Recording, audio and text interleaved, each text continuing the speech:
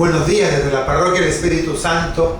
Te habla el Padre Charly García, sacerdote budista. Hoy el Evangelio correspondiente al miércoles de la 25ª semana del tiempo ordinario consiste también con la memoria de San Pío de Pietrelcina, el Padre Pío, un hombre místico, un santo contemporáneo que verdaderamente vivió con radicalidad el Evangelio. Fue perseguido, fue marginado por sus propios hermanos de comunidad. Dios lo quiso asociar con signos de su pasión y hoy forma parte de nuestros altares.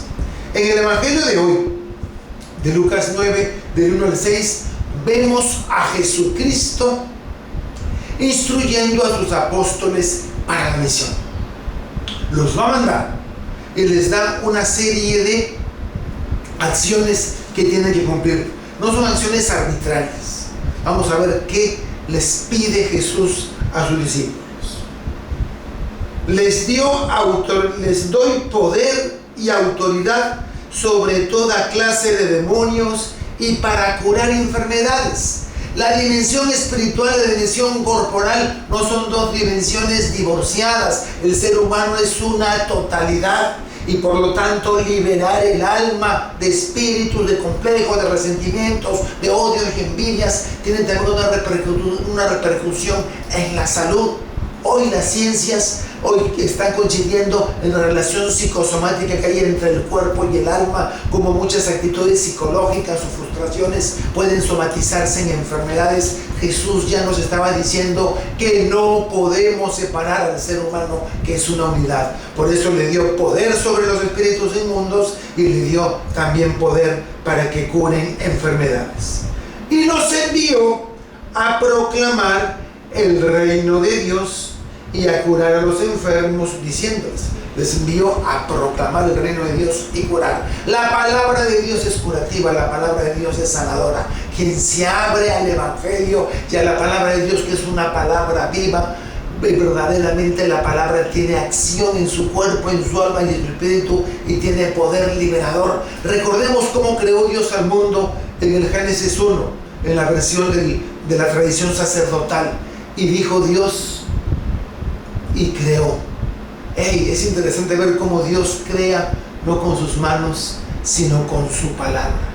La palabra de Dios es creadora y transformadora. ¿Qué pasaría si nosotros nos abrimos a la acción de la palabra de Dios en nuestra vida y en nuestro corazón? Deja que la palabra de Dios te libere, que la palabra de Dios te limpie y te sane, porque la mismísima palabra de Dios al final de los tiempos se encarnó y se hizo hombre y vino a habitar en medio de nosotros. Jesús es la palabra del Padre, es el verbo eterno del Padre. Diciéndoles, no lleven nada para el camino, ni bastón, ni alforja, ni pan de dinero, tampoco lleven túnica de repuesto. No lleven nada. No tienen que apegarse a cosas materiales. Con qué facilidad nos apegamos a objetos, a cosas y a herramientas y no comprendemos que no necesitamos herramientas para hacer la palabra de Dios, sino que nosotros mismos somos un instrumento en las manos de Dios, somos vasos de barro. No te apegues a cosas materiales, confía simplemente en el Señor, que Dios no te va a abandonar. Segundo, quédense en la casa donde entren hasta que se vayan de aquel sitio. La importancia de ser testigos y del lugar donde llegamos y de ahí florecer y no mudarnos a otra casa porque tiene aire acondicionado o porque tiene baño independiente, porque eso es hacer excepción de personas y por supuesto alguien quedará herido y alguien quedará favorecido y será un pésimo testimonio del misionero que está dispuesto a ir donde lo reciba. Y la tercera instrucción es: y si alguien no lo recibe, al salir de aquel pueblo, sacúdense el polvo de los pies para probar su culpa. Qué interesante eso. Si no lo reciben, no se empecinen por evangelizar a aquel que no te quiere oír. No insistamos. Hay algunos hermanos de sectas y de iglesias separadas que insisten y te abren la puerta y te exigen, y no podemos nosotros, como dijo el mismo Jesucristo en el Sermón de la Montaña, darle la perla a los cerdos.